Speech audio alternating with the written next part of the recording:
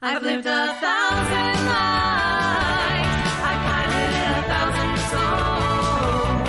I've killed and fought and died just for another role. This is the Happy Jacks RPG Podcast, a roundtable discussion that's a mix of friendship, humor, unbridled enthusiasm, and tabletop RPG topics sent in from around the world.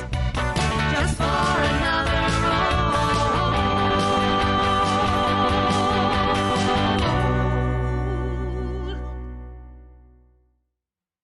Hello, and welcome to Happy Jacks RPG Podcast, Season 30, Episode 14. My name is Kimmy. I'm Nick. I'm Jay. And I'm Adam. And in tonight's episode, Ken asks when visual aids and minis start to ruin a campaign instead of adding to the experience. Muddy Boots in New York City asks about recognizing feral gamers. I'm not sure what that means, but we're going to figure it out. And Micah from Alaska asks about running one-shots in preparation for JackerCon. Woot woot. Yep. If you'd like to contribute a question or topic to the show, email us at happyjacksrpg@gmail.com.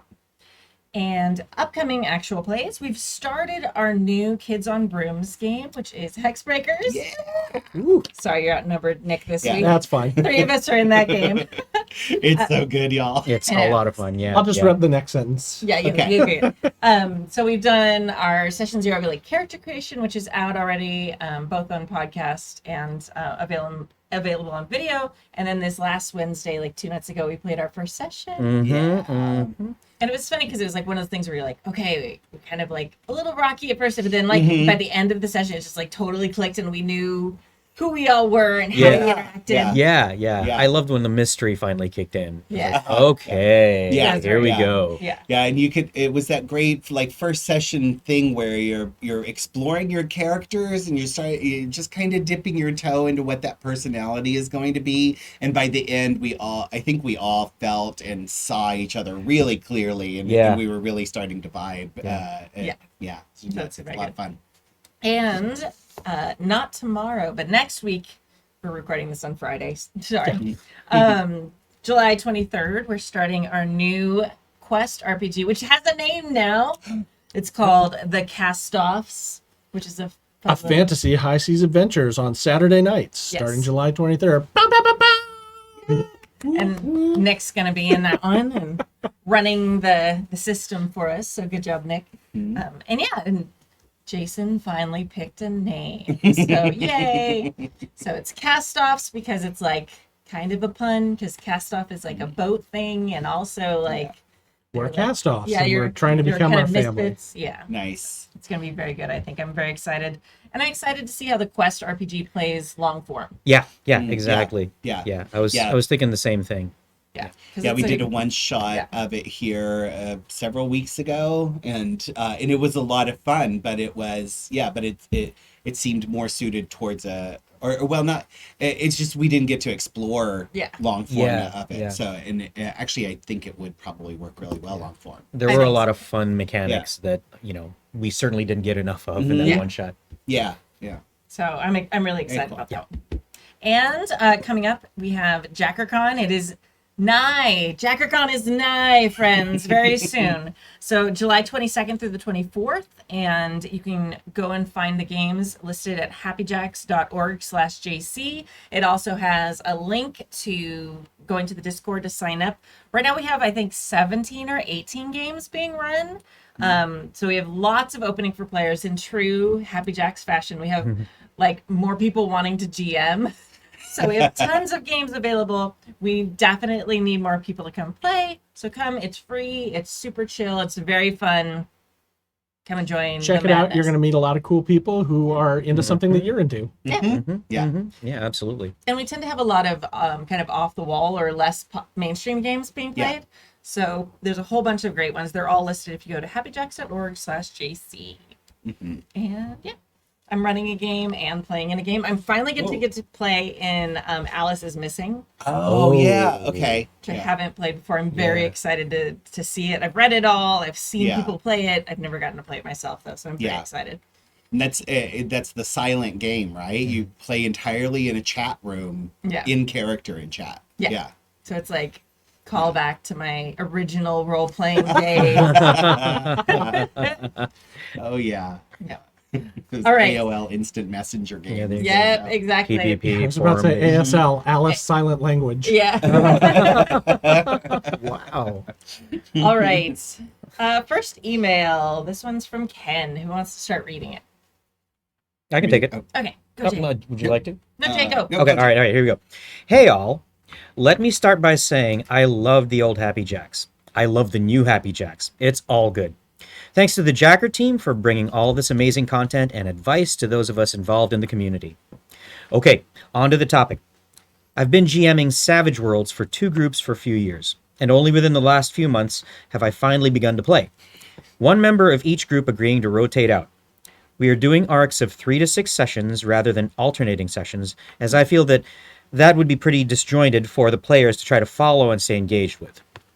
One of the GMs, a friend of my son, I'm running for him and his 3 friends, but they are all mid-20-year-old adults, is an extreme extrovert, college-trained actor, and general center of attention. I mean that in a good way.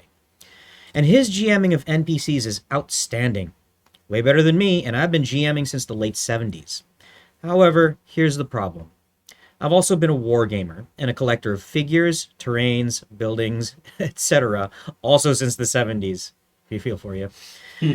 We play in my game room, so the walls are covered with shelves and drawer units of literally thousands of figs of all time periods, buildings, ships, spaceships, hills and forests, and more. So, every time there is a new encounter, he tries to build the entire city street with figures everywhere. That would be cool if it was all set up ahead, but we ended up standing around for 10-minute stretches while he set up the new encounter. Every scene change. The next week, he showed up with a pretty large monitor under his arm and spent 20 minutes setting it up. Then he wanted to project images of NPCs and floor mats, which also took time. We, especially me as the experienced GM, constantly and gently stressed the joy of theater of the mind, but there was no impact on his mania. I do like visuals, even if it's a hand-drawn dry erase marker map on a grid, and I have created a 6x4 battlefield for a Weird War II game, but it was set up before the players arrived, and it was pretty much the whole session, including a Nazi Frankenstein-like monster bursting from the burning building on the hill in the middle of the table. But I otherwise try to keep it minimal and keep it moving. It is my collection, so if I need something specific, I know exactly where to find it. To be honest, since I've started running again after that guy's arc, I'm trying to work even more theater of the mind. What has been your experience with tech, toys, and theater of the mind aside from online gaming? Do you feel it adds to the game? And what is too much? Thanks again for keeping this gem of a podcast going strong. You guys are awesome. Ken. P.S. I'm starting on my next email now. You're welcome. Thank you. Boy, I have a lot to say on this one. Do you want me to say? Crack it open. Go for it. Crack the You seal. were about to say something though, Kimmy. Did you want to? No, I just said, oof, like I feel this. Yeah. So there's 2 ways that I want to kind of go with this, and one is one is the theater of the mind and all that, which we'll get to in a second. But I want to take a minute to just point out some flags that I see as a neurodivergent introvert as well. I see some indications here of some of the things that that me and other neurodivergent introverts that I've known it kind of use as coping mechanisms to deal with painful shyness and insecurity, and so the first thing I would say is, allow a little grace for this person, that they may be dealing with some, mental states that are new for them, and they may be using this as a way to compensate or cope. For example, I grew up playing alone out in the middle of the farm in Oklahoma with my G.I. Joe figures, and that was my primary means of play, is by myself and a whole bunch of G.I. Joes. And I also took them apart and rearranged their pieces, which was my intro into costume design. But I I would act out massive scenes with them. I also turned them all into superheroes and and gave them powers. But that was for me as a shy kid, also as a somewhat lonely kid, even though I had my brother and my cousins not too far away, they were all like masculine and sporty. And I'm like, I want to read comic books and draw and, paint my G.I. Joes. And so what I learned to do in a lot of ways was to take my play and use that as a focus or a substitute for my social anxiety. So I can see a real possible scenario here where this person does have some introversion, might have some difficulty feeling like they belong, and it has nothing to do with the whole thing about being the center of attention and being an actor. Like, obviously, when I tell people I'm an introvert, most people's first reaction is that is impossible. But I truly am. And I think I'm going to push back a little bit on that. Yes, that's absolutely a possibility. There's also a possibility, a lot of performers are introverts, and our way of compensating. I tend to be a extrovert in small amounts, or when I'm doing something I'm very familiar with. In brand new situations, I'm very much an introvert. My husband is very much an introvert at pretty much all times. But he also, he almost became an actor, and he did become a director. There's a lot of introverts who go into that. Yeah. But I'm not reading, and I could be wrong, but he talks so much about how great he is at GMing. It doesn't seem like he's not comfortable. Now, it can still be something like that, but people also just, especially when they're new to the hobby, get really into the toys. Yeah. That's where I was going to go next. So I'm glad but you said it. And especially if they are into theater or film or something like that, where they're used to that visual component and not using as much theater of the mind, they may just be trying to make sure exactly what is in their brain. The blocking is exactly right and all those things. So they're basically creating their own play for you, so everyone knows where they're at. There is great stuff with that.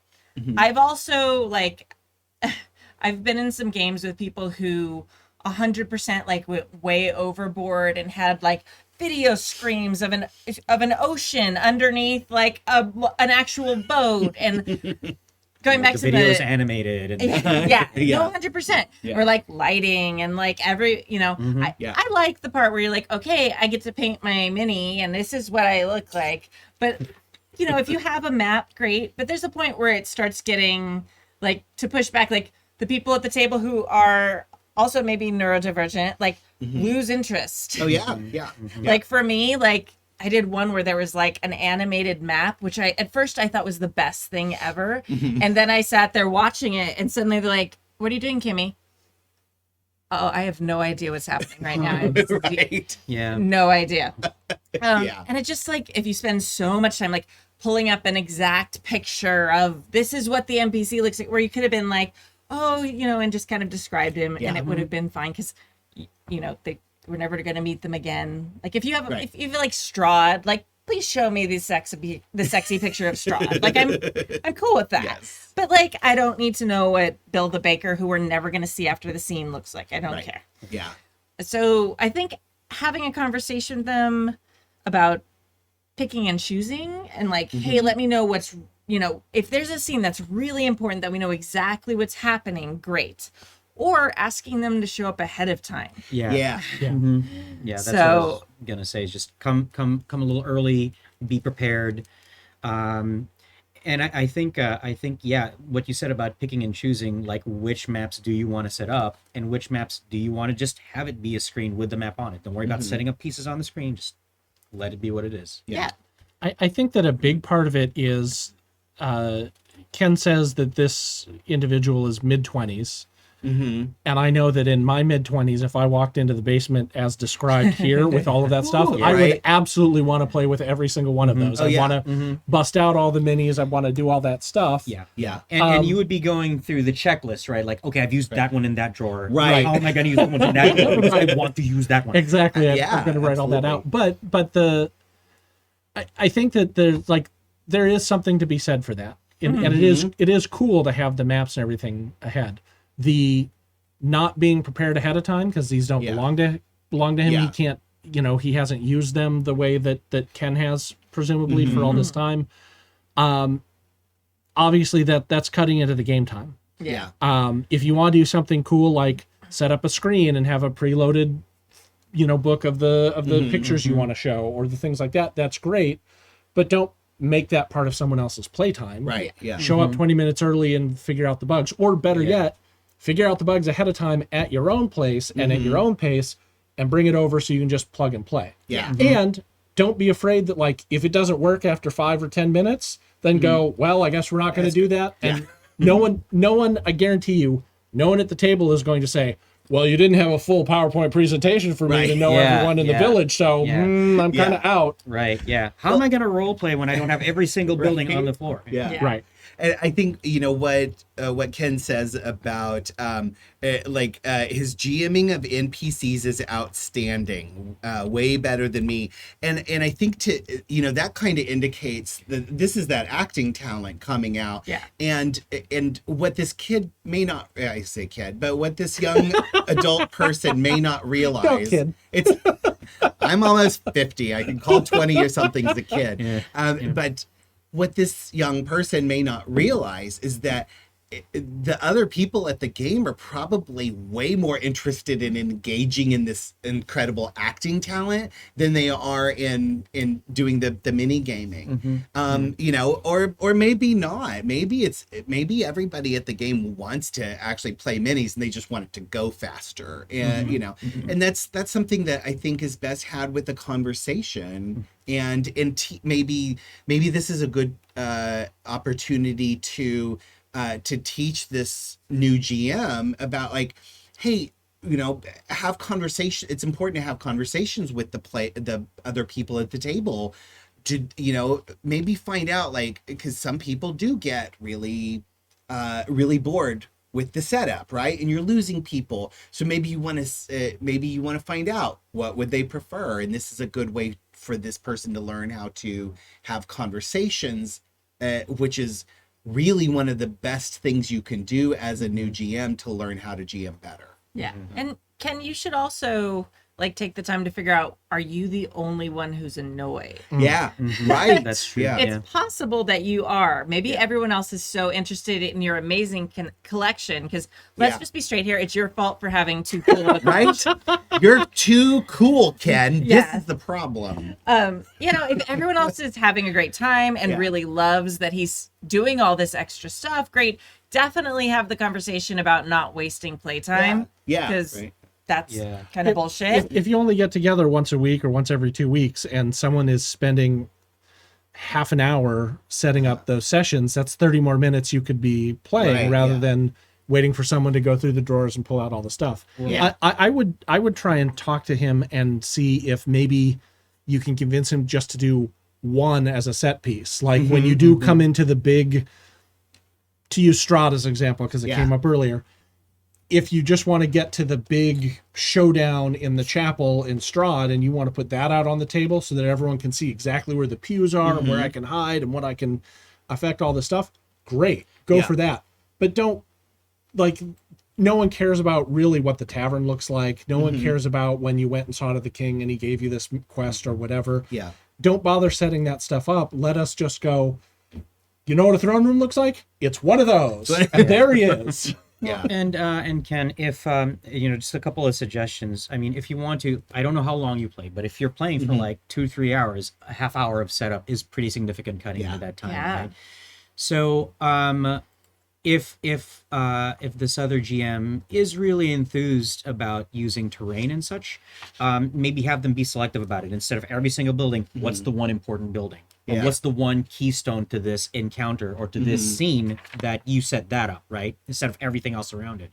And if it, if they've got big plans, again, have them plan it in advance. Maybe talk to you about which pieces they're going to need for the next session so that you Yeah. can make some suggestions. I know this is a little bit of work, but this is something that you can finesse as you progress with your campaigns and as this GM is learning. And if there's one last thing, if there's setup, that's a great time to do a bio break. Say, okay, I got to set up the next encounter. Everybody Oh, go yeah. get a drink, go use the bathroom.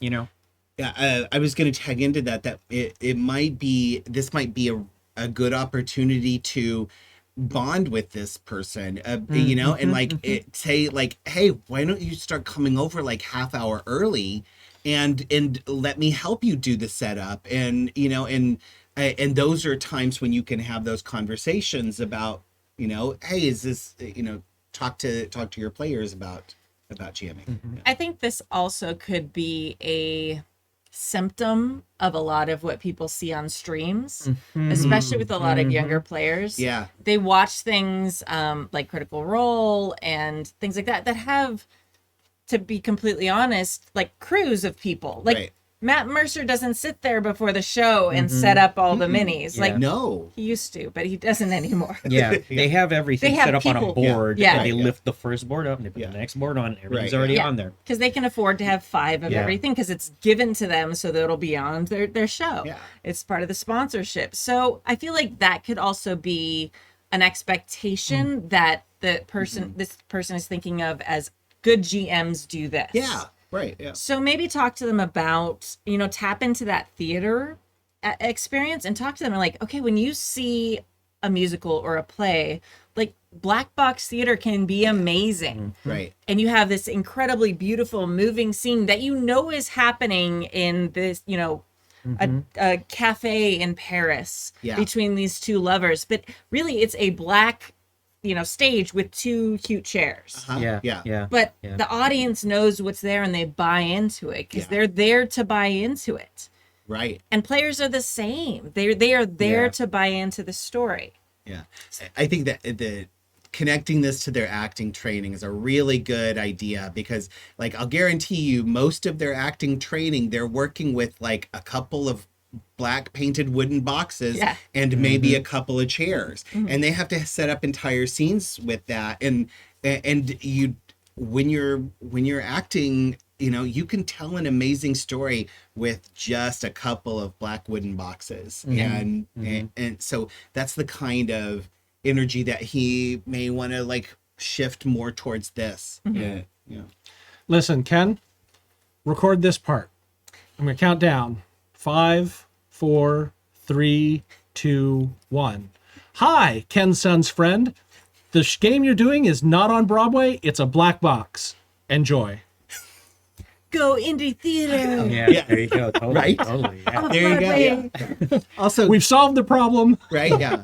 Also, introduce them to Happy Jack's actual place where we Yeah. don't do shit. It is Yeah. all theater of the All mind. up there. Yeah, and you know what? Here's another thing. Actually, interesting that you mention, high profile streams with big setups. I don't ever watch them. I only ever listen to them. Good point. Yeah. I have them playing in the background. I laugh at the jokes. I gasp at the epic moments. Yeah. But I don't care what they have on there Yeah. because it's really if the gameplay is good, if the story is good, it'll stand on its own feet. Yeah. Right, but you are an experienced gamer who knows and is used to theater of the mind. This is true. This is true. So if this person isn't used No, to that's that, true. That's then it can be hard when you Yeah. first. But I mean, talk to them about like reading. Right. You read stuff, you listen to an audiobook or read it. And you Yeah. don't. Right. Yeah. It's if they're a described. trained actor, I'm sure Yeah. they've done play readings. They Yeah. know. Yeah. This is Table in reads. their wheelhouse. Yeah. Oh, yeah. 100% is. Yeah. This totally I mean, is. playing with actors is like, that is one of the greatest things that can happen as a gamer. The summer I spent at the the Utah Shakespeare Festival and playing D&D all summer long with some of the lead actors and some of the cast. It was like our cleric was like playing Lear. So it's like we got the good stuff.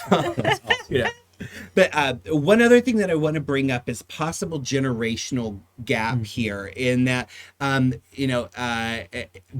this generation, unlike those of like, say, Ken's generation or mine, a lot of times they're used to entertaining themselves for a few minutes and they need it. And so, what I would do is kind of watch, and the next time there's a like 10 to 20 minute setup break, look at the other players who are that age. Are they pulling out their phones and catching up on TikTok or chats or other things that this generation just is naturally they just shift back and forth. It's so quick and it's ridiculous. I have no idea how they do it. But it may be a case that they are all like fine with this break because that's their chance to catch up on the intense phone life that everybody has now.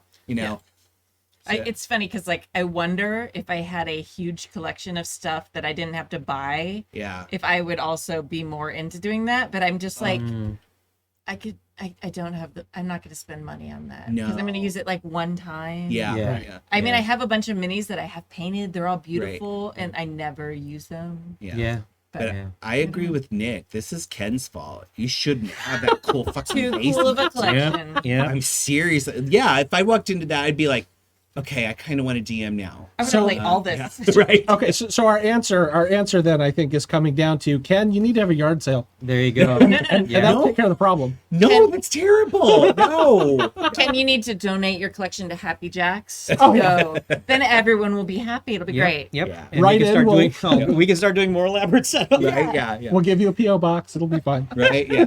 To get to the real answer to the question, the point where it is too much is when it becomes unfun. Yeah. And if everybody's hanging out and having a good time and while the setup is happening, that's cool.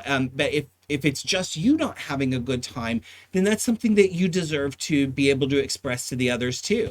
But also recognize it may not be everybody's experiences at the table. And the best solution to all of this is everybody at the table talk with each other about what is that balance you have between theater of the mind and the minis, and let everybody have the space to have their own ideas about what they enjoy about it.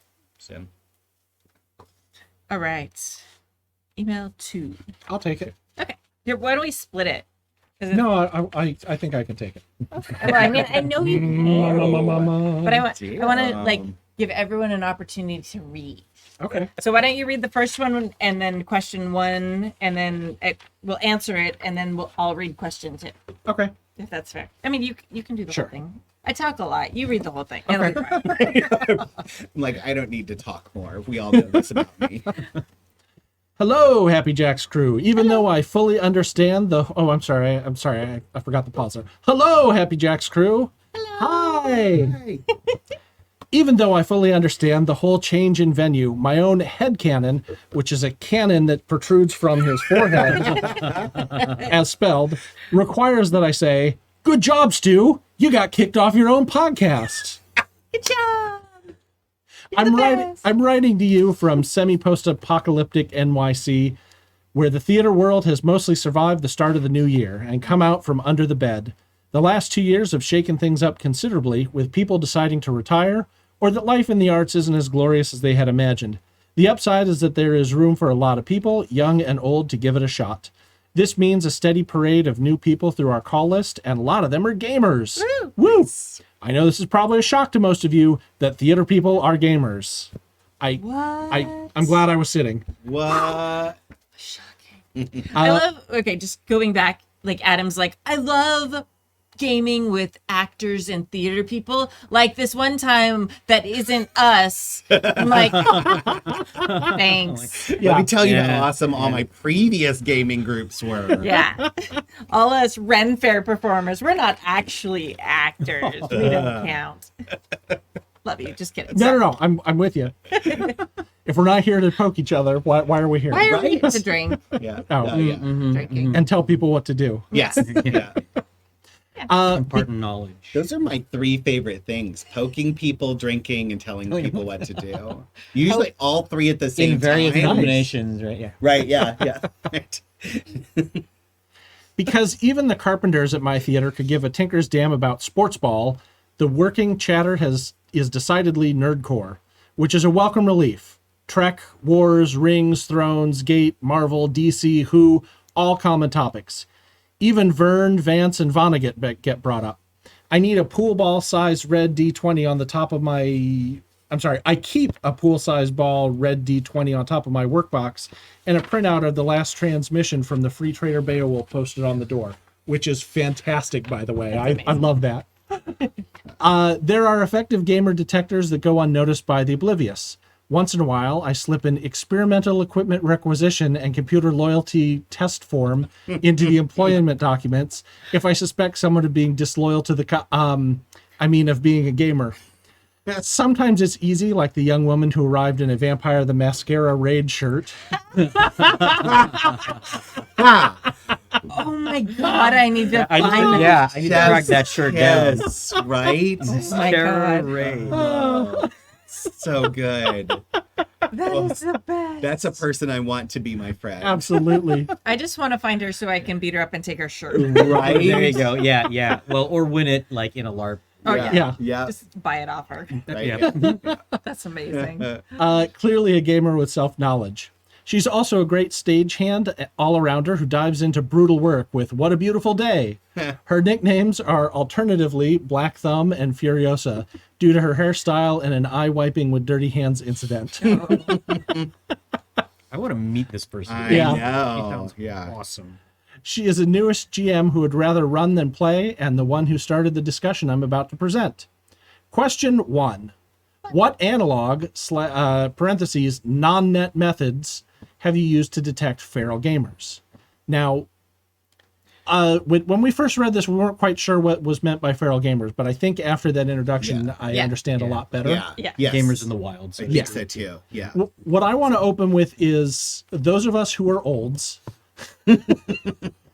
Way back in the 80s, it was nowhere near as accepted God, and no. or visible, really. or Yeah, visible. yeah. And I remember what I used to do because I was surprised, a nerdy kid who was not into sports ball and always had a book with him reading and all that sort of stuff. Again, glad I'm sitting. Yeah. Wow. Shocking. But one of the ways that I used to do it back then was I always had a book with me. Yeah. And I always had it shoved in my back pocket because paperbacks are great that way. Mm-hmm. If I was going into a place that I didn't think was going to be safe or productive, I would turn it upside down and name in towards me. So all it was just like upside down little writing from the blurb on the back of the cover. Yeah. If I was going somewhere that I thought people might be interested or was, quote, safe, I would flip it around so that the title was visible over my pocket. Or at least the author's name. Or right? the Kinda author's stuck over name, the right? title. Yeah, So that yeah. anyone who would be see it would be like, oh, okay, I know what's Yeah. going on there. Yeah. So that was a way back method of finding feral. Yeah. feral You can gamers. see Kimmy over there dreaming of clothing with pockets big enough for a paperback. What's it like being a girl, Kimmy? Pocketless. Right. You'd have to cut the book in half. Okay. Right? Even that. And then rip off like half of it. Yeah. Right. Okay. Yeah. Side Just the note, cover that you Yeah. fold Yeah, over. they're perfect. Perfect. Yeah. Yeah. just get a T-shirt with a picture of the book on it. Right. Because Yeah. if it's on my boob area, then it will. Oh. Yeah. Like side rant, buying my daughter clothes. She's 2. Like already the shorts are completely different lengths for girl Yeah. and boy Oh. shorts. Yeah. At Yeah. 2. That's bullshit. At 2. It's- Like, and I'm talking like 4 inches of difference. Oh like, my God. not like a little frilly or a Yeah. color. Like literally, the girl shorts are like 2 or 3 inches above her knee, and the boy shorts, which are just plain shorts, like go like to her knee or slightly past her knee. Wow. Yeah, Yeah. and just like I hope you're just getting her the ladder shorts. Oh yeah, You 100%. know what I mean? I'm like, Yeah. yeah. Because she runs around and falls a lot. Right, But yeah. like just the number of scars she'll have from having the itsy bitsy girl shorts. It's Right. just like, nah, sorry. There are no differences in body shapes At at 2? 2 Yeah, years definitely old. not. Yep. Oh my god. Exactly There's the no same. reason for the clothes to be any Yeah, different. that's it's so annoying. Okay. Anyway, Okay. So smashing the patriarchy. yes, But, yes. yes, Good- one good thing. child at a time. Okay. Yeah. So I mean, obviously, I don't think that level of discretion is necessary any longer. Thank goodness. Yeah. But I think that what you've already talked about are great ways to kind of identify gamers. Mhm. Put not necessarily the same pop culture that kind of everyone's going to know by osmosis, but go like one level deeper Yeah. and see if people catch the reference. Yeah. Right. Yeah. Like fly your own beacon, right? Yeah. Yeah. Right. Yeah.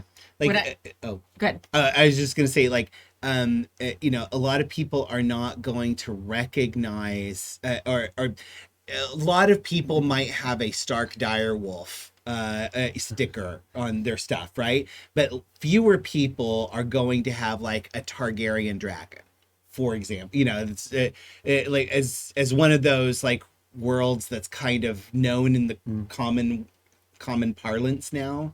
To you the know? mundanes. Right. Yeah. Yeah. Yeah. There were lots of people who are not normal, typical fantasy fans who got into Game of Thrones, and they might have, they might have a Stark symbol, but they're less likely to have the Targaryen or the. After season 8. Yeah. Or yeah. What you'll see is you'll see like a place where there was a Targaryen sticker on their car, and they've scraped it off. Or Yeah. stickered over. Yeah. or Right. something. Yeah.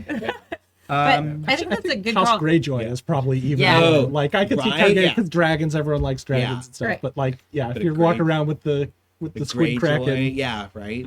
Yeah. Well, I feel like what I used to do, and when I was doing online dating, I had like a little quiz on my profile, like, hey, if you score above this, because I'm a fucking teacher, it's Yeah. such a thing, and it was like, you know, do you own a D20? Do you? And you know, it was all these random questions that, without context, you weren't gonna get it. And truth be told, my husband missed that question, but he thought it was like a camera lens, so it was still like and he got like all the other questions about Tolkien and everything right, Right, so it was yeah. like, okay, you're forgiven. Yeah. But I tend to kind of do that if I'm like suspicious. If I think someone might be a gamer, I'd be like, and we're just talking. I'm like, oh, you failed that roll. Like if they missed something up. Yeah, yeah, Yeah. That's what I was gonna say. Oh, Yeah. you got +1 on your charisma today. I see Yeah. something like that. You know, you're seeking a reference, right? Yeah. And if people are like, and they don't say anything, you're like, okay, Yeah. they either didn't get that, you Right. know, that idiom, or they're just gonna like ignore it. But I feel like that's like the sly way to see, and generally stick to D&D references, because Yeah. that's much more, you know. yeah, More likely to, yeah. And Yeah. then if they're like, oh, I don't play D&D anymore, you then go, you good. yeah. yeah, say good. And if they say, Oh, I do grew you out of play? it, then you know I need to never talk to this person again. But if they say, I'm all into PBTA now, you're like, you're my new friend. Yeah. Yeah. But my That was a 10 plus. right, yes. I want to toss in. I used to travel a lot for work. Like every week, I would be at some new airport here and there, and all the time, I would wear, you know, granted, I would wear a D&D t-shirt, you know, because that's where I came from. That's what I had, and everywhere I would travel, somebody would be like, "Oh, you play D&D." So really, the best thing you can do to Yeah. detect feral gamers is to, if not like wear on a full sheet, like, "Hi, everybody," not wear on the full t-shirt. Right. Wearing something like what Kimmy has, which has Yeah, like right. just that shape of the Polyhedrals. D20. Yeah. If you have Mhm. something with the shape of that D20 and they're a gamer, they will know Yeah. what that is. And they'll be like, oh, you play role-playing games. Yeah. Right. Yeah, Well, I I- certainly do. Yeah. The big ampersand, like Uh-huh. The big part ampersand that's- is a lot. Like Yeah.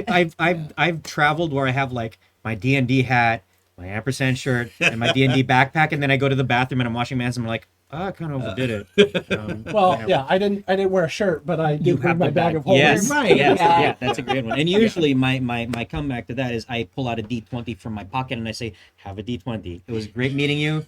Tell me about your experience. That's great. Keep That's doing cool. it. Let Yeah. more people play. Explore more games. Yeah. Yeah. You're in air, I can just see you like in airports proselytizing Right. Every CTRPGs. chance I can. That's You know what? amazing. Oh, sorry. That's my flight. Rocks fall, everybody dies. Everybody, Goodbye. my favorite story. My favorite story. I'm flying. I visit some folks in Massachusetts one year, and I happened to just go to this outlet mall store, and there's one of these. This before these things got popular. It's a dice tray. Yeah, these Yeah. are dice trays for those who are listening. They were travel valets Yes. sold at various places, right? And I found one of them and I bought it, and I'm like, this makes a great dice tray. It collapses, I can stick it in my bag. Yeah. So I'm preparing an Adventurers League module for a con on the airplane, and the two people next to me say, "Hey, you play D&D?"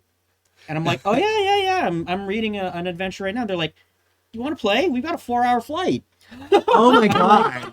Yeah, let's do it. I had an adventure prepared, so I pulled out the stat blocks. I pull out my thing. We start passing it down the row. I pull out my new dice tray, snap it together, and that way you can roll dice without it like rolling off the table and like falling to the back of the plane. Yeah, I ran him through like a little 4-hour homebrew game. Oh, that's So brilliant. it was That's it great. was awesome. It was awesome. Yeah. I was But- kind of a side story. Did you have something to like No, meaningful? I'm to going add? to tell another side story that's relevant, but Okay. but yeah. So the time my mom like realized that the podcast I was on like actually was listened to by people was when she and I were going to China. Like I was like mid-20s. The podcast was a few years old. And we're getting on the plane, and like this person's sitting a seats down from us, and he pulls out like a laptop. There's no Wi-Fi in the plane because we're flying to China. And he starts playing a game, and I kind of, oh, hey, I love that. I don't even remember what it was, but I was like, hey, I love that game. And we started talking, and he's like, you sound really familiar. And it's one of those things, and like it was a forever long, it's like a 14-hour flight. Yeah. So it's one of the situations where he like 2 hours into the flight, he's like, wait, I think I listened to your podcast. And it was like cool, but also like a little awkward because it's like, well, we've got 12 hours left of this. Yeah. I'm going to sleep. Please don't watch me while I do that. He was very cool. Like he was not creepy, but it was kind of funny. My mom is like, we're on a plane with a person who's listened to your thing. Like, people listen to your thing talking about the games, and I was like, yes, Mom. Yes. But it was kind of a that big deal, Mom. yeah. It was sort of that same thing where like his activity like launched a general conversation where it's like, hey, we have this thing in common. Oh, we have a lot in common. Oh, you know exactly who I am, and you know a lot about me. Yeah. Cool. This is fine. Right. You have Yeah. that one-way relationship going. Right. Yeah. Yeah. He was lovely, and I don't remember his name. I apologize if you're still listening, but it was a lovely flight. It made it much more interesting, and it impressed the shit out of my mom. Right. Yeah. Yeah. So extra points. Yeah. So if it is you and you can prove it, catch us at a con and Kimmy will buy you a beer. I will Yes. buy you a beer. So it was very fun. But that like the fact that he was doing the computer like laptop thing. Like I feel like everybody has laptops and stuff now and they're always on them. But just seeing somebody else do a thing that you recognize, it's like, oh Yeah. Yeah. Well, you have to have a sticker on their laptop or a pin on their lapel or their bag. Yeah. That's the easiest way. Totally. The easiest way to spot them. So And certainly fly your own flag. Right. Oh yeah. Yeah. Best way to. And especially meet new now, you're most likely not going to get beat up for it. Whereas when I was in high school, like you could. Yeah. You know? But, so I want to tell my favorite story of hunting for feral gamers. So back when I was in grad school, my friend Zach and I, we had discovered that we both were gamers, and we desperately wanted to start a group. And Zach is also an actor and fantastic. So I was really excited, and this was after I had come back from my summer at Utah Shakespeare Festival. So I was like really like, yes, let's play some D&D. And he had one other person that was going to play, but it was just the three of us, and it was like, well, we really need at least just one other person, right, to get a good solid D&D game. And so we had spent weeks just trying to figure out, like, and just frequently asking other people in the theater department, like, do you play D&D? No. Oh, and getting those like, oh God, no, I didn't know you were that. And so we're hanging out on the loading dock one day, which is where everybody went out to smoke, and Zach and I were both smokers. And so we were chain smoking and talking about how awesome our D&D game was going to be if we could just find one other person. And this guy that was in the department named Ben walked up. And those of you who know Ren Fair, will know Ben as he generally goes to the Southern Ren Fair as Radagast the Brown. So a lot of the boggards know him, etc.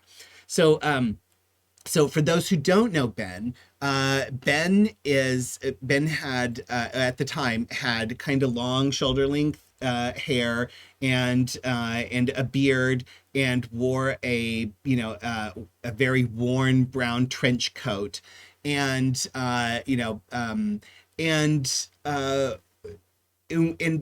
Ben came up and started talking to us, and we were talking about some random thing. And then Ben left, and Zach and I looked at each other and we're like, oh my God, Ben, look at him. Of course he plays D&D. He looks like every one of our D&D playing friends. And so we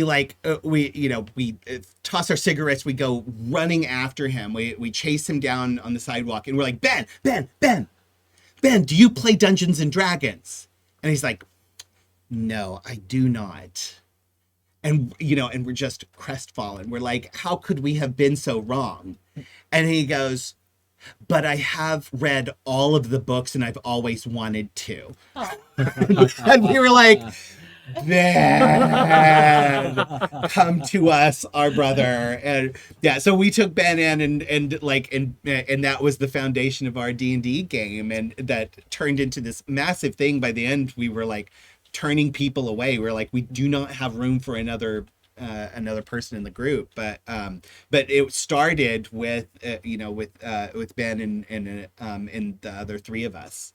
But yeah, it's like sometimes you just don't know until you ask, and there are people out there who are just kind of hoping someone will ask. So if you're capable of like approaching somebody and asking them, I think several of these stories basically went with one person had the guts to kind of say, hey, do you?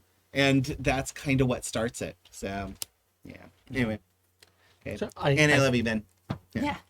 I think that's question one. So now to continue.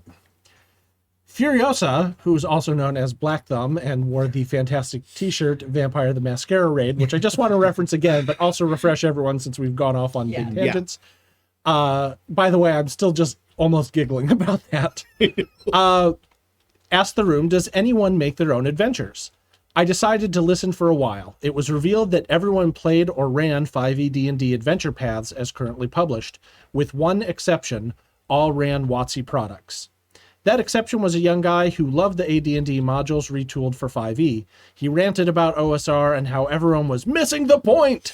As we broke for lunch, I got actively pulled into the conversation. Most of them knew that I played RPGs, and a couple knew that I started over 40 years ago. I am a contemporary of Stu and Stork, and I started playing AD&D before the Dungeon Master's Guide was published. 3 booklets plus chainmail, Holmes basic set, soft plastic dice from a school supply company. I was there.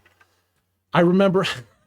I'm just going to go off on a lasers glittering off the Omega Cluster, if you can see what I've seen with your eyes.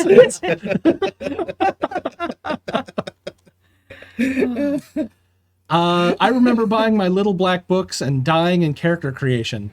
OSR? Don't call it a comeback. It's been here for years. I went into my counter rant listing the problems with the OSR concept and my preference for modern games. I pontificated on the history and development of how AD&D in particular was a system for making games. After I finished my first breath and I realized that wasn't the question on the table, I hit on something. These kids didn't grow up with the development of RPGs. They came into a world with dozens and dozens of complete and supported rules, sets, and settings. Yeah. They learned from the internet, not word of mouth. They had production values, assumptions that they couldn't easily meet. In short, they were afraid to do what I took for granted. They were afraid to in-house rules and just make it all up. Wow. Which is actually kind of a really good point. Yeah. Like there's a whole difference when you're in the Wild West and you're helping to create and consume and all of that versus kind of the packaged deal that we all see now. Yeah. Well, especially if you're in a smaller area that might not have access to all the stuff that's out there. You know, you might just have the basic stuff, and you really can just go off that. Yeah. In 4+ decades, gaming has evolved so much, and production values of rules books, adventures, and general game products have gone well beyond what we even imagined possible in the 80s. So many people have devoted millions of human hours to developing the hobby. Games can be so specific now that you can choose a feeling and express it playing a specific group of women at a specific historical time and location, like Night Witches. It's a complete game. In our current world, new players are crippled by choice, drowning in riches. We had to make it up and make a game playable. We were game punks. We did it ourselves. Nobody knew which page I'm supposed to be looking at here because these are very long.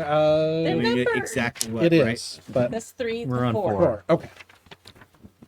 I got confused because they're double-sided this time. Last I know. week they were single-sided, so I'm just saying. I mean, I suppose it's better for the planet and for the pocketbook, but I thought the numbers but what were about enough. me? What about me? I know. No, we don't use Unix. Oh, We were game punks. We did it ourselves. Nobody knew exactly what right was. We didn't need permission.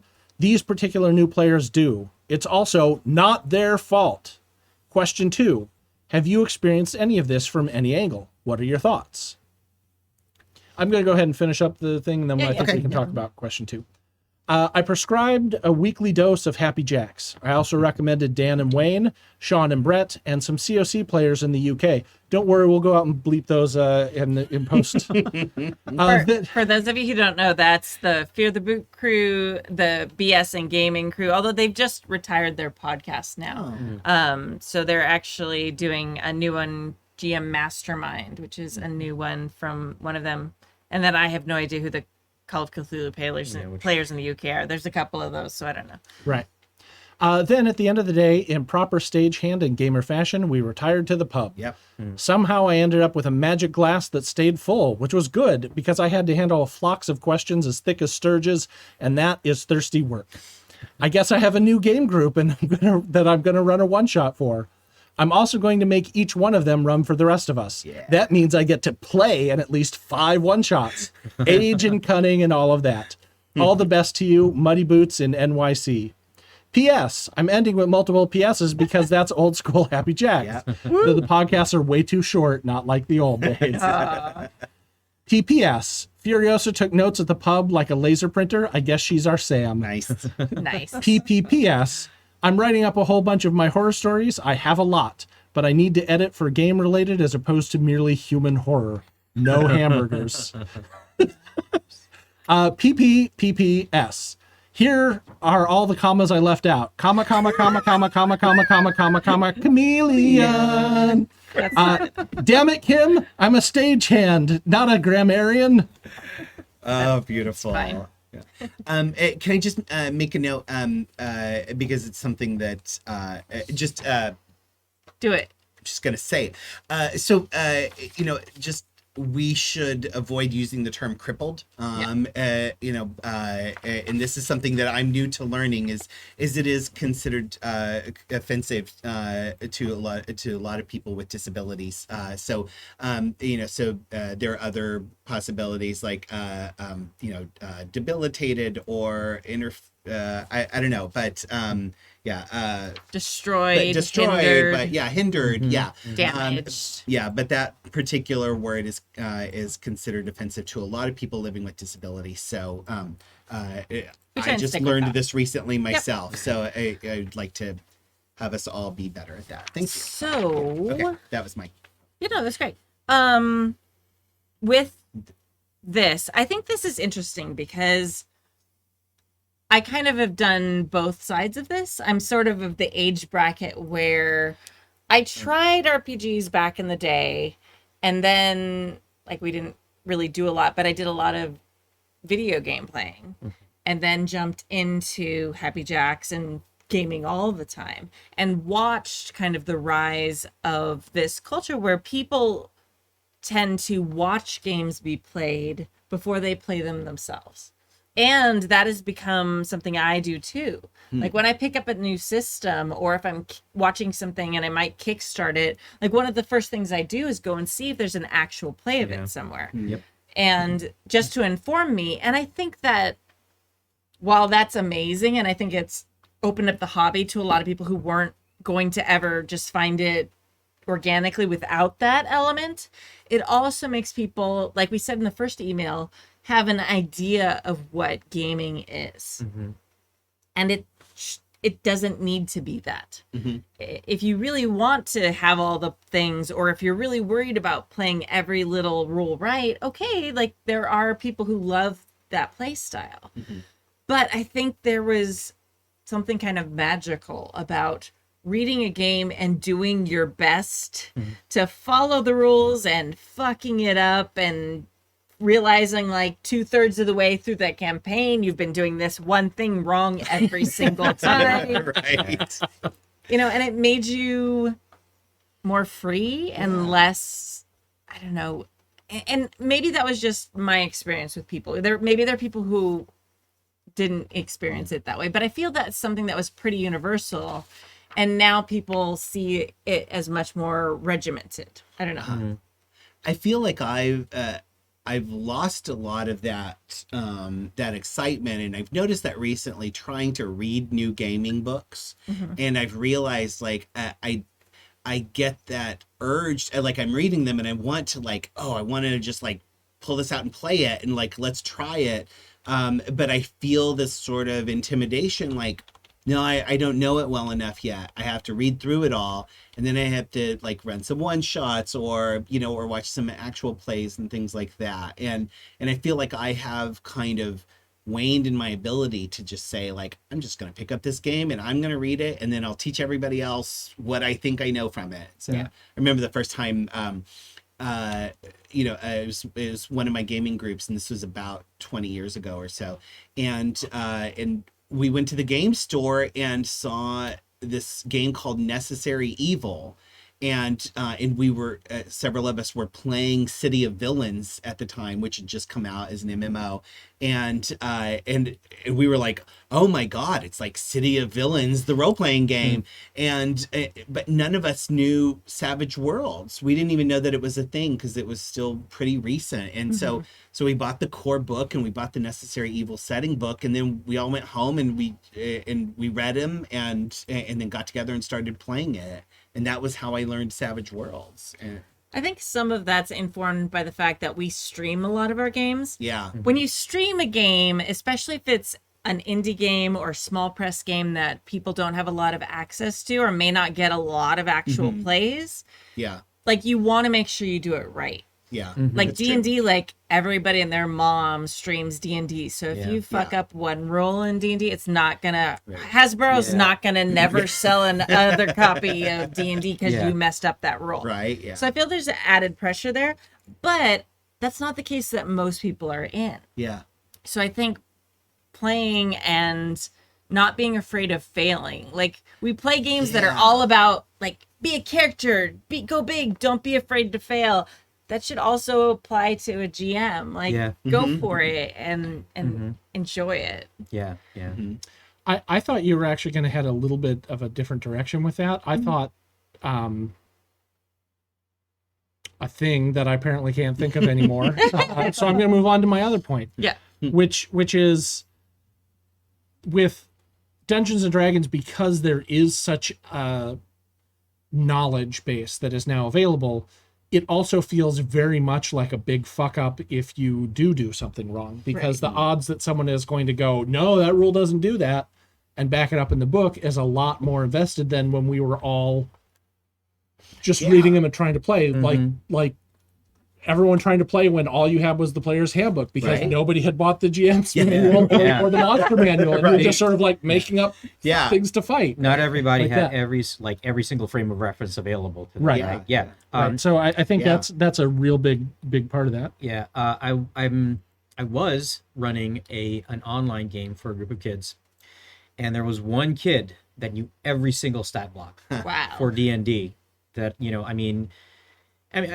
we were using some pretty common ones, but at the same time, he would preface every statement by like, I don't want a metagame, but I'm like, okay, here's what this monster stat block is. I'm like, if you don't want a metagame, you shouldn't. It's okay. Right. I don't want a metagame, but I'm going to. You know, Yeah. yeah. Right. You know, and it was a fun They're game. immune to fire. Yeah. You know, that was their way of having fun, right? Yeah. Was being able to kind of contribute that to the knowledge of the party. Mhm. It's interesting. I thought what kind of fascinated me was this point of gamers not having to be in the R&D phase of it, right? Which is very true, and having just so many options that it gets overwhelming, or you know, the whole idea of drowning in the riches. Because what I found for the majority of gamers that I meet nowadays is it's all D&D, and they have So no much. other frame of reference out of it. So I'll start talking to them, and they'll start talking, oh yeah, you know, so I'm playing in this campaign and it's got this sort of feel and this sort of feel, and I'll say, oh, you know what, if you like that game, there's this other game, Yeah. and chances are they've never heard of it, Yeah. Yeah. you know. I had a friend who was it was talking about making an Avatar game, and was just trying to fit the Avatar world, the Last Airbender world, into Dungeons and Dragons. And it's like, well, actually, there's some other systems that are going to be way more suitable for Yeah, that. And yeah. now And there that's- is the PBTA version, There's which an is actual Avatar. And there's Avatar still other Legends. systems that are better for better it. right? Yeah, yeah. 100%. Yeah. No So shade to the Avatar Sorry, Legends game. It's a beautiful, product, but No, I shade. loved it. Yeah, no, I great. ran it for our group. fair. None of them were as impressed with it as I was. Everybody else was like, I don't know. I was like, this is awesome. I'm kind of making my brand. The last one, I also had a Yeah. Yeah. Yeah. threw shade on it. I get to run it. I get to run it for a sleepaway camp for 11 Ooh. days. Oh, Nice. nice. Yeah. That's and it fun. will be a modified version. Yeah. It'll be Yeah. a modified Yeah. version. I'm going to pare down the rules a little. Yeah, I yeah. wa- Yeah. Yeah. I wonder though, like, if the freedom of like the quote old days like came from the lack of choices. So you had Yeah. like D&D, and if you wanted to play Avatar: The Last Airbender, you had Airbender. to modify it. You Yeah. had to homebrew it. Yeah. Now there's like so many choices. It's not Right. it's like when we had soda back in the day and you wanted like a specific taste, so you'd like take your cup and like mix different sodas Yeah. to get your exact favorite cherry, Sprite, cola flavor. Yeah. And nowadays they don't have to. Right. Like if you want to play Avatar: The Last Airbender, there's that specific branded system. There's also like 5 other systems that very Right. easily with just like lore skinning Slight can tweaks, play yeah. it. Yeah. Yeah. So I wonder if it's a also because of that people are like, oh, we have to play by the exact rules, because there's not a need to force, you know, the square Yeah. peg into the round hole that you want to play. Yeah. In a lot of ways, if you're not playing D&D specifically, there's not a lot of reason now to choose D&D as a system over other systems. Yeah. And you know, But people still do. right. Yeah. Yeah. Yeah. But Well, again, it's still the biggest yeah. voice. It It's, is, it's still yeah. the biggest voice, and Yeah, I think most that's tied just a in matter of popular culture. experience. Yeah, you know, Yeah. for most players. Let's be careful not to talk over each other. They're all very good points, but Sorry. no, it's okay.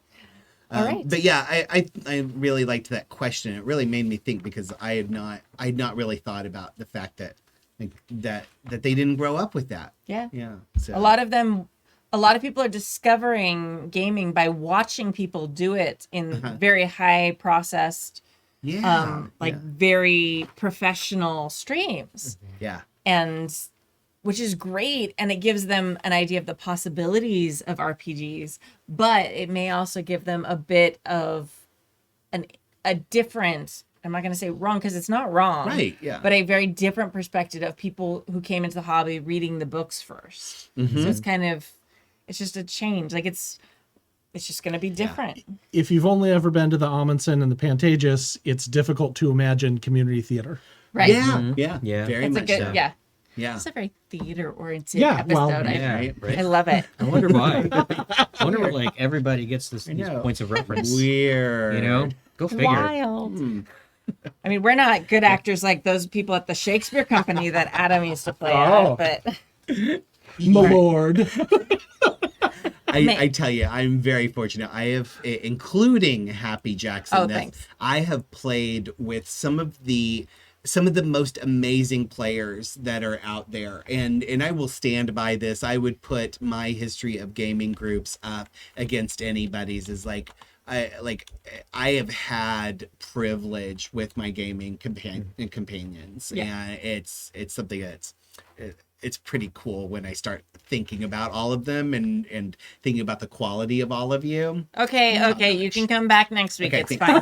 You know what? Write an email. Okay, I will. Yeah. Write an email. I didn't email. I think that what Adam is saying is what's elevated all those groups is him. So if you really want to elevate your... He's the common factor of all of them. I see. I mean, it does have a certain kind of logic to it. All right. Email number 3. Do you want me to read this one? Either way. Right. Okay. Hey, Kimmy and the esteemed lords and ladies of RPG advice goodness. Micah from Alaska again with a question about one-shot and convention games. As everyone hopefully knows by now, JackerCon, the best 3 days of online gaming, is coming up on July 22nd through the 24th. I'm hoping to run a one-shot of masks for both JackerCon and during a family vacation. At the end of the month. My question for the panel is, how do you prep for one-shots in rules light systems? With masks, it's quite possible to come up with the concept for the session during city and character generation, but I worry that without doing some form of prep ahead of time, I'll not be putting out my A game. Would it be better to come up with a strong central idea for the session, like centering the game around prom or a field trip to the moon, or should I let the player's world building be what I build the session around? Thanks for all the good laughs and great advice. Micah from Alaska, always kinetic, AK, always kinetic and nice. Call me North on the Discord. P.S. I will never stop coming up with silly acronyms for Alaska because Kimmy doesn't know her states. AC. PPS drink. Woohoo! Done. Cheers. Wait, I'm just gonna say I know my states. I just don't know the little abbreviations for the states because I don't write letters. Yeah. Actually, I'm much better about that after doing a Kickstarter. Right? Yeah. That really improved my knowledge of what the abbreviations for the states were. Yeah. But still, Kimmy knows her state. She doesn't know your states. yeah. Right? Yeah. I can. Everybody can sing the Animaniac song. Oh, yeah. That's how I know my States in their states. capitals, right? Alabama, Arizona. Alaska, Arizona, Arkansas, California, Colorado, Connecticut. There's more. Delaware, Florida, Georgia, Hawaii, Idaho. And, okay, no, okay, No, okay. That was good. keep going. Okay, I think that's copyrited. So Right. Oh, That's probably okay. right. Do it. Well, no. I think I will this was sing the whole thing I think right this now. was. I think this was a transformative work. I think so. Yeah. Wait a minute. We're using it for education and explanation purposes. Exactly. So yeah. there is a value add. There Yes, is a value right, add. yeah. But so I know all the states as long as I am allowed to sing and they're in alphabetical order. Wow. Well, and to be honest, we have a horrible system. We should use 3-letter acronyms Yeah. Yeah. and not That's 2-letter acronyms Yeah, because we have too many things that begin with AL. Yep. Yeah. Yeah. Right? Yeah. Okay. Yeah. Or those M states. Or Yeah. or new something. Yeah. Yeah. All right. So I have a very set system that I use for running con games, which I've run more con games than any type of game in any place. Like I've run dozens of con games. I've run a handful of campaigns because I don't have time in my life. So I took over this podcast. That was great. Okay. Anyway, but for con games, I absolutely suggest that you have a set through line. So a concept like I really like the prom. The prom is something that is a great choice because everyone there has a point of reference for, or most people have a point of reference for having gone or not having gone or went with somebody who wasn't who they wanted to go with or watch John Hughes movies. yes, that's like, it. There you like go. any of that. Yeah. So everyone kind of has a similar like reference point for that. A field trip to the moon is super fun. Like that's a great thing. Have a strong core concept and then have what I call modular game design. So you have like the main beats of your story. I generally write them out on like index cards. And then I can shift them. Like this will happen at this place in the story. And this will happen at this place in the story. And usually there's like 4 of them. And the first one is set and the last one is set. and all of them can move around in the middle. Or they might skip one completely and you just bump up the ending one. Like, I assume if you're doing a prom one, like, okay, the big end that boss battle will happen at prom. If it's not, then that should 100% be what happens. We've all seen Carrie. That's the good idea. Yeah. Or Buffy the Vampire Slayer. Or Buffy the movie. Yeah. Yep. That was so Detention, good. detention. So good. So then you have all these basic things, so you know what is happening, and then the choices of the players dictate what order they happen in. So you have planning done. You know, okay, this is what I need.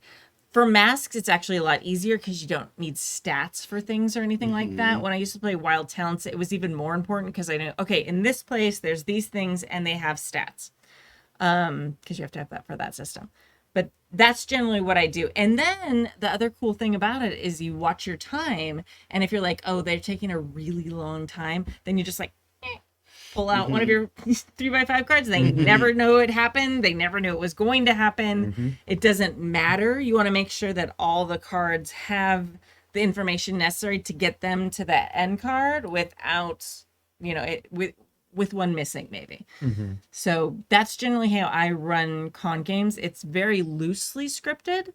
It's more of an outline than, I get that. I was going to say than guidelines, but I'm like, no, they're guidelines. Exactly. They're not a script. So that's how I generally run rules like games. Actually all one-shot games. I don't know. Anyone else? So I think prep wise, just be ready with like character types or tropes also. yeah. If you want to like be able to explain the game to new players, that's probably the easiest way to do it. Hey, I've got some pre-generated characters. You can build your characters around them, but this will kind of give you an idea of what this game involves. And that's just, it makes it a little easier for players to absorb the material. Limiting their choices, like masks have Yeah. a lot of playbooks. Like pick a handful of them, Yeah. so everyone has like more than one choice. Yeah. But don't just hand them any playbook, Right. Because Yeah. they'll just all be Yeah. like, well, I want to look at all of them before I pick, and I want Yeah. to do this. Oh, there's the other thing. Yeah, have like leading questions or something like that. Yeah, to help players choose that kind of Yeah. thing as well. So, PBTA is really good about kind of having that there. Yeah. Masks specifically, just take well, they're actually the instinct is to take out the doomed and the legacy because you just can't get into those stories really in a good way in the game. However, they're two of the more fun powerhouse tropes to play, so I'm okay with leaving them in, but you just want to let the players who are playing them know, like, hey, you're not really going to get to the meat of what makes this really fun, but if you want to be tough and moody and punch things, like the doomed is still a lot of fun to play in a one shot. Yeah. I think the legacy you can do more easily than Yeah. the doomed because a lot of it is more like story emotional, Yeah. where the doomed like mechanics very much are Yeah. building to a long-term story. The other thing you can do is you can take the doomed and say, okay, you can play this, but you have one doom mark left, and you have one XP on your final, on your final unlock your moment of truth. Like basically, you got like you're at the end of your doom story, right? And then the thing with like having the legacy and the doomed in there, even though the initial story idea might make you think you need to like take those out, the legacy gives you a single amazing good guy and a single amazing bad guy from the doomed. You've got everything you need right there, and that leads to my primary piece of advice on running masks, especially with the one shot. Have a really awesome hero that can be either likable or unlikable, and have a really awesome bad guy, and just have them in your back pocket, and kind of think of some like vagueness about them, like maybe you've got sort of a picture of them or you've got an idea of a power set, but then listen to those leading questions and then put them together, and basically just plug your hero and villain into the backstory that the players come up with when we first came together. Yeah. When I run Masks as a one shot, it is if it's a 4-hour session, I'm going to spend about an hour and a half to 2 hours doing character creation. Oh, and we no. tell the story of when we first came together, and a lot of times that's so much fun that nobody thinks about how much time has passed. And then basically I go right into the fight.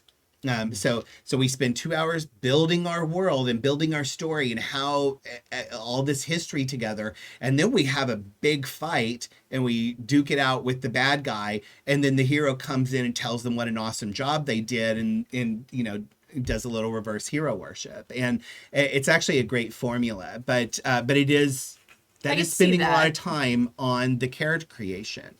I think that, Yeah. I mean, if you're going to do it that way, be very clear that you're doing it that way. Yeah. Like up front when you start, because if I went to a convention and I wanted to play Masks and it ended up with that format, I'd be Yeah. really annoyed. Oh yeah, yeah. Because- Well, especially if you've played it a lot. Yeah, Well, you already know how. especially if I hadn't, because I want to play the game. Like, I don't, like, Oh, So you it- think about it different. yeah, totally. But, and like when I've run Masks for one shots at cons, generally I have some of the world building done. I let them do like the character connections, and I've gone through and like I said earlier, kind of just cut down the number of options. Yeah. So they still have a lot of say in it. They get to flavor it, but it just doesn't take quite as long. Yeah. And when I was running Demigods, this is when that really clicked in, because I was running it at cons for Jason as like playtesting. So it was one of those things where it's like you want to play it with fidelity, but you've got 4 hours and then your table has to go to the next game or Right. lunch or whatever it is. So it's a hard balance to figure out. Yeah. But that sounds Yeah. like super fun. If I knew that was happening, I think I would be fine with it. Yeah. So if you're going to run that where you're getting all the world creation and then just the boss fight, let them know ahead of time, or Yeah. or when they're playing. Since it's JackerCon, you can tell them like ahead, like, hey, this is what I want to do. Do you want to do it this way or do you want to do it this way? At a traditional convention, you don't generally have that access to the players. Yeah. Yeah.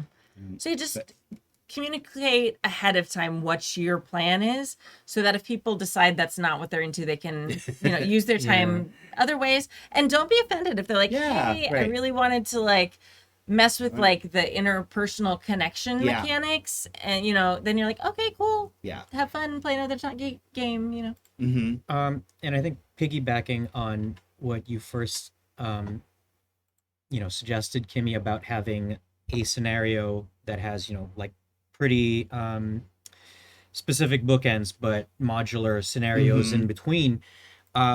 If you have a couple of different scenarios kind of in your pocket, so you have scenarios that are sort of built similarly, but you have one that's, say, okay, this one is the superpowered extraction scenario. This one is the superpowered sneaking around, or the sort of 90s X-Files feeling kind of scenario where you're investigating, and this one is the 80s like roller derby scenario. Based on sort of how you talk to your players and as they build the world. If you've got just sort of similar scenarios within different scenarios within the same world, you can say, okay, you know what, the way this group is forming up, I'll do the stealthy one, the investigative stealthy one. Yeah. Oh, the way this group is forming up, I'll do this big bombastic set piece, scenario, so on and so forth. If you're running a lot of con games, yes. Mhm. If you're Yeah, running one con game, this is the one case where I think it's okay to railroad a little bit. Like, Yeah. people expect it. If they're going to get a whole story into 4 hours, now you have to do it with respect to their choices. If they're saying, hey, we all want to go this way, you can't be like, no, you can't go that way. It messes up the story. Right. But like, if you have that's why I like this modular game design. It's sort of like when you're working with kids in a classroom and you're like, okay, you get to choose what we're going to do. You can choose this or this. Yeah. They feel like they have a choice. Yeah. Mm-hmm. Yeah. You picked both those choices. Right. So they kind of have a choice, but it's more Yeah. like the illusion of choice. Right. Yeah. Yeah. So that's kind of what it is. So they feel empowered. And and so they're still choosing the way to go, but you're by limiting the options they have. Like in a regular campaign, you're gonna be like, go anywhere, Yeah. and in a con game, you're gonna be like, well, there might be at the theater, or they could be in the subway station, and then it's like, oh, we're gonna check the subway station, Yeah. and then they're gonna be in the subway station, and if they pick the theater, they're probably have been in the theater too, because you run a convention game differently than you do a campaign. Yeah. Because if they don't get there, you can just meet again next week or Yeah. 6 months from now. You know, if you have a regular gaming group, because that's how often regular gaming groups meet. What? Shh, we're trying to encourage people. Sorry. Truth. But you really want to have a satisfying story in that 4 hours, and if and people realize it's a different scenario. Yeah. Yeah. Like I am huge on sandbox games when it comes to campaigns.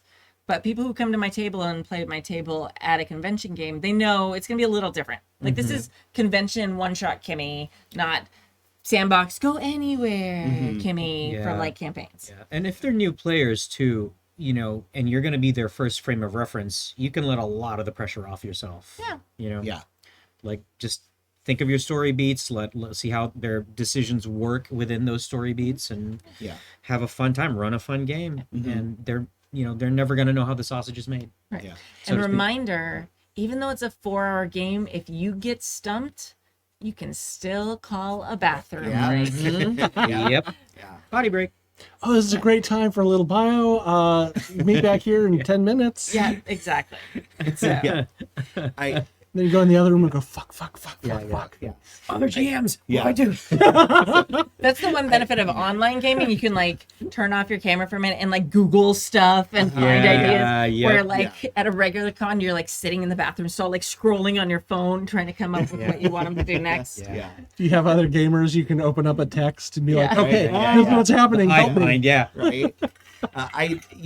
I'm kind of the thing with me is like when I'm doing conventions, I usually will only do the games that I know that I can pull out of a moment's notice, and that is for me that is Masks, Star Trek, Star Wars, and Good Society. Like like if you ask me to come up with a superhero story on the fly or a Star Wars plot on the fly, like I got it. You tell me who your characters are. I'm going to ask you a question about each of you, and then I'm going to go. I don't even write sexy goblin question mark. Like I don't need it for those. And so those are the only things I generally will run as a convention kind of one-shot thing. Yeah. Because I know I don't have to prep. And so That's so helpful. yeah. And Yeah. to me, it's like, I know those genres, and I know that I'm going to come up with something, and I have confidence in what I know is my ability in that state. But if I were to do any prep on a game, so I don't usually prep any game, but generally, what I will do is I try to get good at those leading questions, and that's why I like the Masks.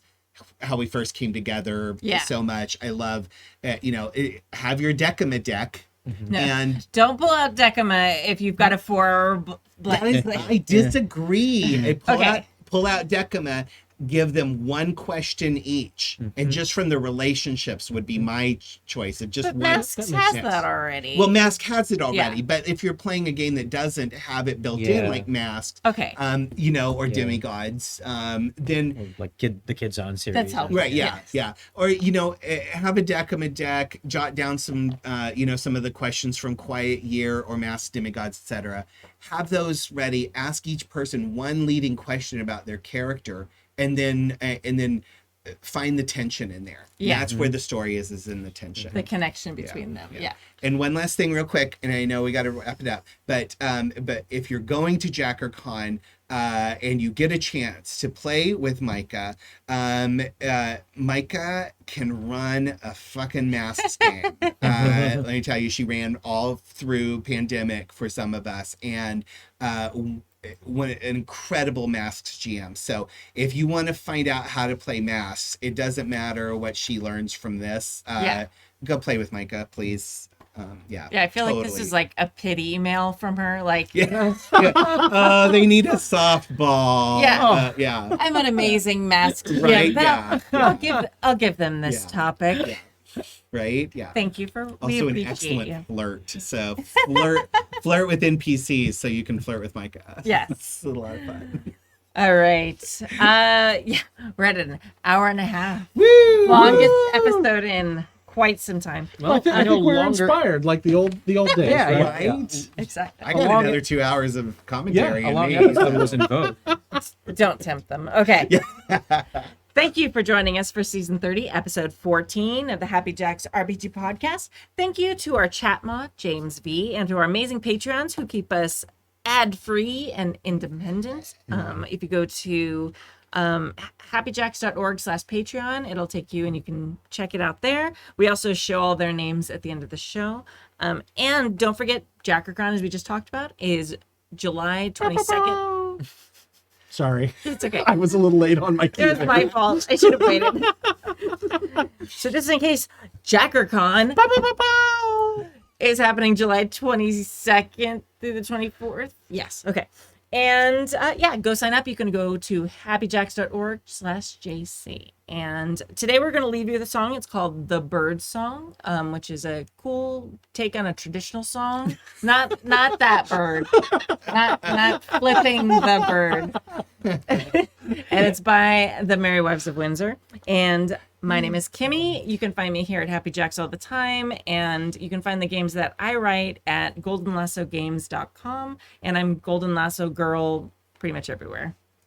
Hey, I'm Nick. You can find me online at Sungrowler on Twitter and Instagram. Don't follow me on Instagram because I don't post anything there. But you can follow me if you want to add to your account. I will be here on Castoffs starting in about a week. A week and a day. A week and a day. A week and a day. Ooh, how thematic. So, join us if you like that show, or watch later or don't. Please do. Oh, Yeah, please do. Sorry. Yeah, totally do. Hi, everybody. I'm Jay, and you can find me on Twitter at JAfrica or on Instagram at TransplantAsian. You can also see me here on Happy Jacks every Wednesday. I wrote the time down at 7 p.m. Pacific on Hexbreakers, a Kids on Brooms actual play. Yep. Hi, I'm Adam. I'm at Hoobuk, HOOBUK, on Twitter and Instagram. My Twitter is like Nick's Instagram. You can follow me, but I don't post anything on it except for like sharing from Facebook to Twitter.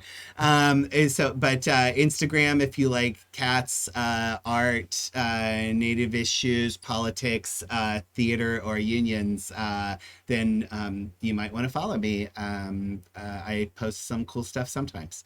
Then I'm here on Hexbreakers every Wednesday, and I'm in development to start an actual play that's probably going to debut later this year on Emporium for the Wayward Gamer. Cool. Neat. Yeah. Awesome. So new group I'm going to try out. So Nice. hopefully my record for awesome people to game with holds up. No. They won't be as awesome as us, No. obviously. I'm just Never. kidding. I was just joking. Yeah, but we're below the hierarchy of Yeah, we're not up to the Shakespeare Festival level. Utah Shakes, All right. Thank you all, and we will see you next week. Bye. Bye. Bye, everybody.